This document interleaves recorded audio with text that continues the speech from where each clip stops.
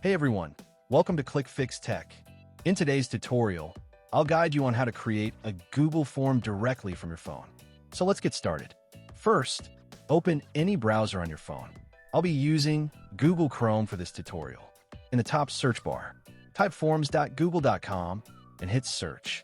This will take you to the Google Forms homepage.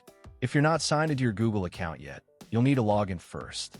Once you're logged in, you'll be redirected to this blank form where we'll begin creating your custom form. At the top of the screen, you'll see the text that says Untitled Form. Tap on it to give your form a name. For example, I'll call this one Feedback Form. Just below that, you can also add a short description.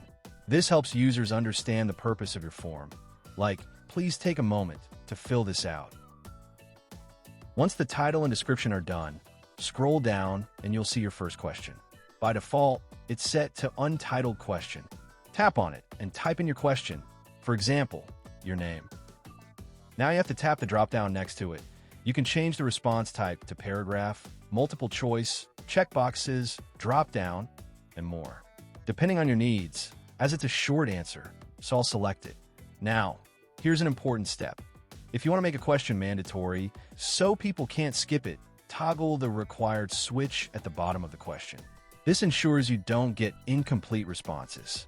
Now, let's say we want to add another question. Look for the small plus icon at the bottom left side of the screen and tap on it. Now, type your second question, for example. How did you hear about us? The form, by default, sets this as a multiple choice type question.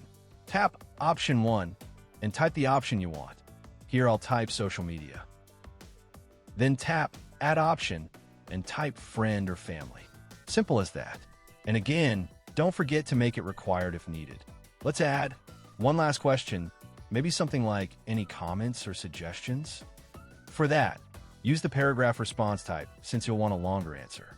If you want to preview how your form looks to others before sharing it, tap the three-dot menu at the top right and select Preview. This will open your form, and you'll be able to see exactly what your respondents will see, including which questions are marked as required. You can also rearrange the order of questions.